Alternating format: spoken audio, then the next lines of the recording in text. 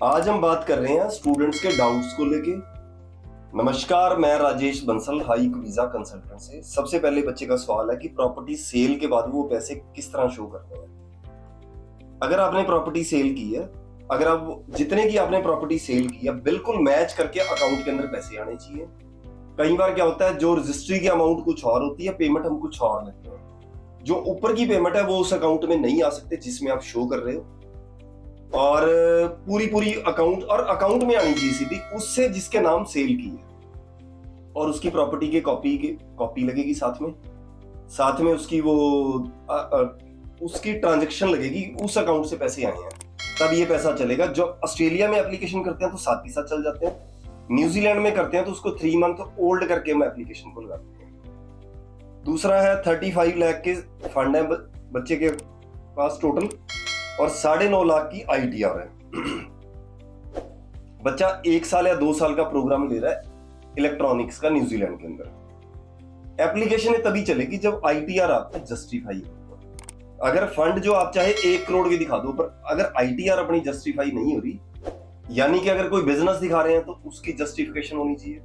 जो भी आप अपनी कंपटीशन के अंदर बता रहे हैं वो चीज बिल्कुल प्रूफ होनी चाहिए, उसके प्रूफ लगेंगे, ट्रांजैक्शंस अकाउंट के अंदर लगेगी, तभी ये पैसा चलेगा, नहीं तो नहीं चलेगा। एक और बच्चा पूछ रहा माल्टा स्टडी वीजा का सक्सेस रेट क्या है, और दूसरा उसका सवाल है इंटरव्यू के चांस कितने हैं। माल्टा स्टडी वीजा का आज की डेट में सक्सेस रेट ठीक है। अभी हमारी पीछे जो एप्लीकेशन लगी है, 5 एप्लीकेशन लगी थी, उसमें 4 बच्चों का वीजा आया। एक बच्चे के लिए इंटरव्यू की बात थी कि आपको इंटरव्यू देना है। जिन बच्चों ने थोड़ा सा कम भी इंटरव्यू दिया, यानी कि वो इतना अच्छा इंटरव्यू नहीं दे सके, उन बच्चों को भी वीजा मिला।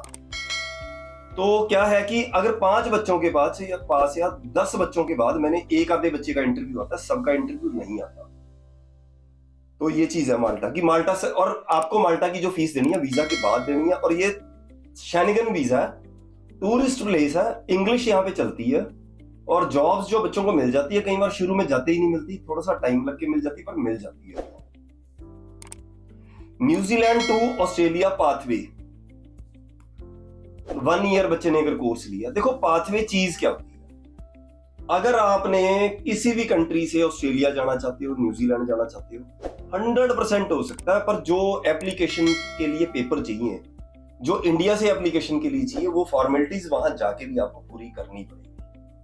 ये हो सकता है कि थोड़ा बहुत उसमें आपको रिलैक्सेशन मिल सकती है, पर बहुत ज्यादा नहीं मिलेगी। अगर आप ये सोचते हो कि अगर आप न्यूजीलैंड चले गए, पाथवे होता है जी, पाथवे मेरे को तो वीजा लगेगा ही लगेगा, आपके पास ITR की प्रॉब्लम है, आपके पास फंड की प्रॉब्लम है, कोई भी अगर दिक्कत होगी, या आप वहां पे आपकी परसेंटेज लो रह चुकी है, तब वीजा में दिक्कत आ सकती है। यानी कि आपकी स्टडी भी खत्म होगी, आप जॉब भी कर रहे हो, उसके बाद उसके प्रूफ है आपके पास, आप तब भी अपनी एप्लीकेशन को किसी भी कंट्री में कर सकते हो। इसके लिए ऑस्ट्रेलिया ही जरूरी नहीं है, आप कनाडा की भी कर सकते हो एप्लीकेशन। पर जो प्रोग्राम ले रहे हो और अपनी कवरिंग लेटर के अंदर क्यों कंट्री बदलना चाहते हो, उसको सही से जस्टिफाई करोगे और वीजा ऑफिसर उससे कन्विंस होगा, वीजा सिर्फ तभी आएगा।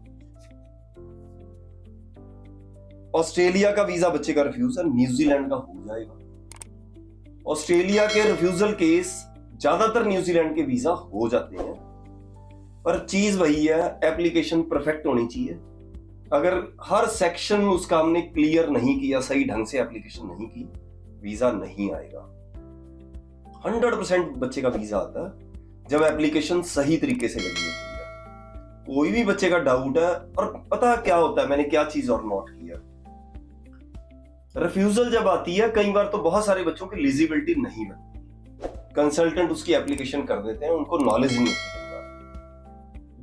जो कंसल्टेंट कई बार फॉर्मेलिटीज ज्यादा बताते हैं, तो जो उसकी फैमिली को, स्टूडेंट की ये लगता है कि मेरे को यहाँ की एप्लीकेशन नहीं करनी, जहां पे दूसरा कंसल्टेंट मेरे को उस चीज को इजी बता रहा है, मेरे फंड भी शो करने को तैयार है, ये चीजें भी करने को तैयार है। जो मुश्किल रास्ते हमेशा अच्छे होते हैं, जो चीजें बड़ी आसान लग रही होती हैं उसमें टाइम भी वेस्ट होता है और वीजा आने का चांस भी कम होता है। अपनी एप्लीकेशन में शुरू में सही से मेहनत करके एप्लीकेशन लगाओगे, और जो अगर कोई कंसल्टेंट आपको थोड़ा सा टफ तरीका बता रहा है, आपको डाउट हो रहा है उसके ऊपर, तो आप 4 जगह उसको वेरीफाई दोबारा करो। आसान रास्ते की तरफ मत जाओ। ऑस्ट्रेलिया न्यूजीलैंड का वीजा एक मुश्किल होता है, उसको हर कंसल्टेंट नहीं कर पाता। कोई फिर भी डाउट हो रहा है तो नीचे लिखे नंबर पे कमेंट करो, हाइक वीजा पे फोन करो, आके मिलो, आपका बड़े सही आपको इंफॉर्मेशन मिलेगी। एप्लीकेशन सिर्फ उसी स्टूडेंट की पकड़ेंगे जिसकी एलिजिबिलिटी बनती है। हाइक वीजा अगर 4 बच्चे कॉल करते हैं उसमें से सिर्फ एक बच्चे की एप्लीकेशन पकड़ते हैं जिसकी एलिजिबिलिटी बनती है।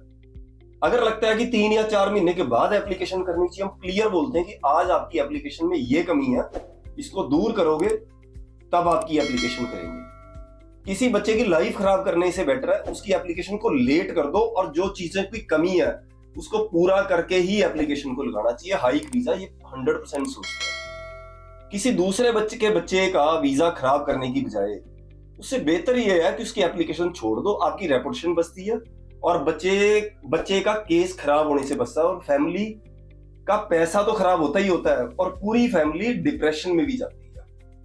नमस्कार।